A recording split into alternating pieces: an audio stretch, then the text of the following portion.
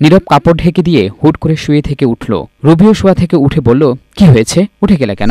না কিছু হয়নি, তুমি ঘুমিয়ে পড়ো। আমি কি একা ঘুমাবো নাকি? আজকে আমাদের বাসর রাত, ঘুমাবো তো অনেক পরে। আগে আমার মনের কথাগুলো তোমাকে শেয়ার করব। আমার কোনো কথা বলার ইচ্ছে নেই। তোমার মন চাইলে ঘুমাও, মন না চাইলে অন্য কোথাও চলে যাও। ওমা, তুমি আমার সাথে এমন বাজে বিহেভ করছো কেন? আমি কি দোষ করলাম? দেখো, আমি এত রাতে কোনো ঝামেলা করতে চাই না। আমি অন্য কোথাও গিয়ে ঘুমালাম, বলে নীরব চলে গেল। রবি ভাবছে হঠাৎ করে কি হলো, কিছু তো বুঝলাম না। নীরব রুমের বাইরে গিয়ে বিছানা করে শুয়ে পড়ল। সকাল হয়ে গেল, রবির ঘুম ভাঙলো, দেখলো নীরব আসেনি। রবি ভাবলো নীরব কিছুক্ষণ পর এসে তার পাশে ঘুমাবে, কিন্তু সারা রাত পার হয়ে গেল, নীরব আর আসলো না। রবির মন খারাপ হয়ে গেল, উঠে রুমের বের হয়ে গেল। বের হয়ে দেখলো নীরব দরজার কিনারে ঘুমাচ্ছে। রবি নীরবের পাশে গিয়ে বসে ডাকছে আর বলছে, তুমি এখানে শুয়ে আছো কেন? বাড়ির মানুষ দেখলে কি বলবে? নীরব রেগে গিয়ে শোয়া থেকে উঠে বলল, এই তুই এখানে কেন এসেছিস? দেখছিস না ঘুমাচ্ছি? কাল রাত থেকে তোমার কি হয়েছে? তোমার কি মাথায় সমস্যা হয়ে গেছে? এই আমি তোকে এত কফিও দিতে পারবো না, তুই আমার সামনে থেকে চলে যা। আহা, এমন করলে তো কোনো সমাধান হবে না। কি হয়েছে বলবে তো? এদের কথার আওয়াজ শুনে রুম থেকে বের হয়ে আসলো নীরবের ভাবি প্রিয়া। এই তোমরা এখানে কি করো? তোমরা তো রুমে থাকার কথা। রবি ভাবিকে দেখে লজ্জায় কথা না বলে সেখান থেকে চলে গেল। নীরব বলল, ভাবি এখন আমার মাথা গরম আছে, কিছু বলতে চাই না। যাও তুমি তোমার কাজে যাও, আমি ঘুমাবো। ঘুমাবে মানে? ঘুমালে তোমার রুমে গিয়ে ঘুমাও, আমি এখানে ঘুমাবো। এটা তোমার বাপের বাড়ি নয়, আমার বাপের বাড়ি। এই কথা শুনে নীরবের ভাবি আর কিছু না বলে চলে গেল। নীরবের বড় ভাই সৌরভকে গিয়ে বলল, এই উঠো, তোমার ভাইকে কবিরাজের কাছে নিয়ে যাও। সৌরভ শোয়া থেকে উঠে বলল, কি হয়েছে নীরবের? তোমার ভাইয়ের আগে যে রোগটা ছিল ওটা আবার হয়েছে। আবার কি হয়েছে? সারা রাত মনে হয় আমাদের রুমের দরজার সামনে ঘুমিয়েছে আর আমার সাথে যা তা ব্যবহার করছে। মানে কি? তার তো বাসর ঘরে থাকার কথা, সে বাইরে কেন ঘুমোচ্ছে? না, তার মাথা খারাপ হয়ে গেছে। এতদিন পরে আবারও তার ওই পুরনো রোগটা ফিরে এলো। তুমি তাড়াতাড়ি তাকে চিকিৎসা করাও, না হয় তার জন্য যে আমরা বউ এনেছি বউটাও চলে যাবে। সৌরভ বলল, আচ্ছা আমি দেখছি, তুমি তার বউকে গিয়ে একটু বুঝাও। সৌরভ বের হয়ে গেল। নীরব আবারও ঘুমোচ্ছে। সৌরভ নীরবের কাছে গিয়ে বলল, এই চল তোকে কবিরাজের কাছে নিয়ে যাব।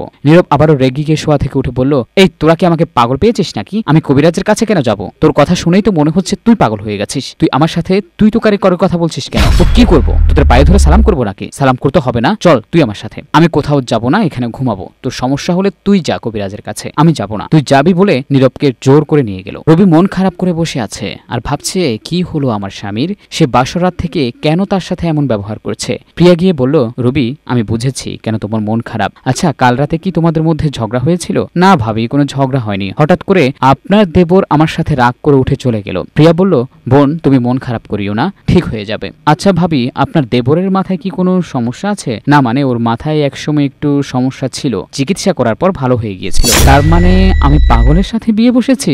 আল্লাহ, আমার কি হবে? আমার জীবনটা তো শেষ হয়ে গেল। বোন তুমি এমন করিও না, তোমার স্বামী তাকে কবিরাজের কাছে নিয়ে গেছে, দেখবা সুস্থ হয়ে গেছে। তুমি এক কাজ করো, ফ্রেশ হয়ে আসো, আমি তোমার জন্য নাস্তা রেডি করে দিচ্ছি। না ভাবি, আমি নাস্তা পানি আর খাবো না, এগুলো আমার পেটে যাবে না, আপনি যান। আহা, এমন করো না তো, চলো সব ঠিক হয়ে যাবে। রবিকে প্রিয়া হাত ধরে নিয়ে গেল। নীরব তার বন্ধু কলিমের বাসায় গিয়ে দরজায় বাড়ি দিচ্ছে। কলিম বের হয়ে বলল, কি রে নীরব, তুই কোথায় থেকে আসছিস? তোকে না আমরা কাল রাতে বাসর ঘরে ঢুকিয়ে দিয়ে আসলাম, আজকে সকালে আবার এখানে চলে আসলি কেন? দোস্ত আমার কপাল ভেঙে গেছে। কি হয়েছে বাসর করতে করতে? তুই বউকে মেরে ফেলেছিস নাকি? দোস্ত আমি ইয়ার্কি করছি না কিন্তু, তো কি হয়েছে খুলে বলবি তো? দোস্ত আমার স্ত্রীর চরিত্র ভালো না। তুই কি করে বুঝলি? আমি যখন বাসর করতে গেলাম তখন দেখলাম তার তলপেটে ট্যাটু দিয়ে লেখা তার বয়ফ্রেন্ডের নাম। এই কথা শুনে কলিম বলল, কি বলছিস তুই? তোর বউকে দেখে তো এরকম লাগে না, কাকে বিশ্বাস করবি? এই জন্যই গুণীজনেরা বলে মানুষ চেনা অত সহজ নয়। সে মনে হয় ট্যাটু তুলতে পারেনি। কলিম, আমি ওই মেয়ের সাথে কিভাবে সংসার করব? সে তো আরেকজনের স্বপ্ন নিয়ে থাকবে। নীরব তুই একটা কাজ কর, ওকে ডিভোর্স দিয়ে দে। কিন্তু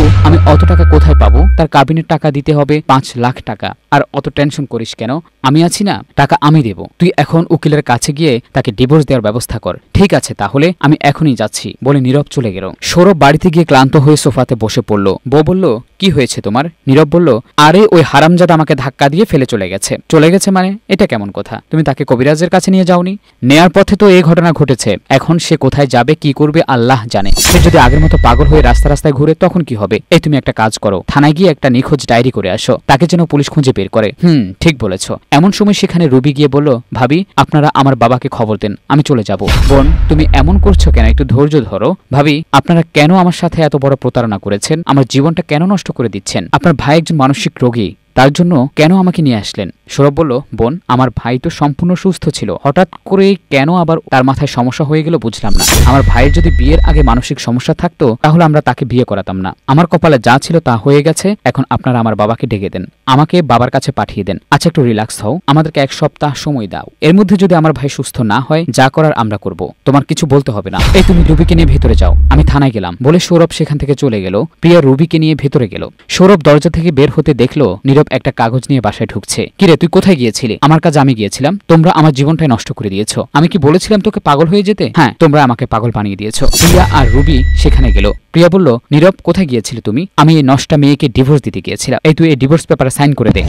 এসব কি বলছো তুমি? মুখের ভাষা খারাপ করছো কেন? আমি কেন ডিভোর্স পেপারে সাইন করব? তোর সাথে এর চেয়ে ভালো ব্যবহার চাই না। ভাবি জিজ্ঞেস করলো, কি করেছে সে? যে মেয়ে তার তলপেটে বয়ফ্রেন্ডের নাম লিখিয়ে রাখতে পারে, আমি তার সাথে কিভাবে সংসার করব? সৌরভ, তুই এসব কি বলছিস? তার মানে অন্য কারোর সাথে রুবির খারাপ সম্পর্ক আছে? না ভাইজান, আপনারা শুধু শুধু আমাকে মিথ্যা কলঙ্ক দিচ্ছেন। আমার সাথে কোনো সম্পর্ক নেই এবং অতীতেও ছিল না। চুপ, একদম মিথ্যা কথা বলবি না। তোর সাথে যদি কারো সম্পর্ক না থাকে তাহলে তোর বুকে শিহাব লেখা কেন? ওটা কার নাম? ওটা আমার ভাইয়ের নাম। আমার একটা আদরের ছোট ভাই ছিল। আমার ভাইটাকে আমি খুব বেশি আদর করতাম। আমার মা যখন মারা যাচ্ছিল, আমার ভাইয়ের বয়স ছিল 1 বছর 3 মাস। আমার মা যে মারা গেছে সে বুঝতে পারেনি। আমার ভাই আমার মরা মায়ের বুকে উঠে দুধ খেয়েছিল। তাকে আমি কখনো চোখের আড়াল হতে দিতাম না। এমনকি আমি স্কুলে গেলেও তাকে কোলে করে নিয়ে যেতাম। একদিন আমার শরীরে অনেক জ্বর হয়েছিল। সেদিন আমার বাবাও বাড়িতে ছিল না। আর সেদিন আমার ভাইটা হাঁটতে হাঁটতে পুকুরে পড়ে মারা যায়। আমার ভাইয়ের মৃত্যু দেখে আমি 3 দিন বেহুঁশ ছিলাম। আমি সেই থেকে আমার ভাইয়ের নাম আমার বুকে লিখে রেখেছি। রবির এইসব কথা শুনে সবার চোখে পানি চলে আসে। নীরব বলল, রবি, এসব কথা তো আমি জানতাম না। আমি মনে করেছিলাম অন্য মেয়েদের মতো তুমি বুকে বয়ফ্রেন্ডের নাম লিখে রেখেছ। তুমি তো আমাকে জিজ্ঞেস করলে হয়ে যেত। আমাকে জিজ্ঞেস না করে পাগলামি শুরু করে দিয়েছ। নীরব বলল, যা হওয়ার হয়ে গেছে, তুই আর কখনো রুবিকে ভুল বুঝবি না। সম্মানিত ভিউয়ার্স, ভাই বোনের সম্পর্কটা অনেক জটিল হয়। এই জন্য বলে, পানি কেটে 2 ভাগ করতে পারলেও ভাই বোনের সম্পর্ক কোনোদিন ভাগ হয় না। সব ভাই বোনের সম্পর্ক ভালো থাকুক। গল্পটা ভালো লাগলে লাইক, কমেন্ট, শেয়ার করে সাথে থাকুন। ধন্যবাদ।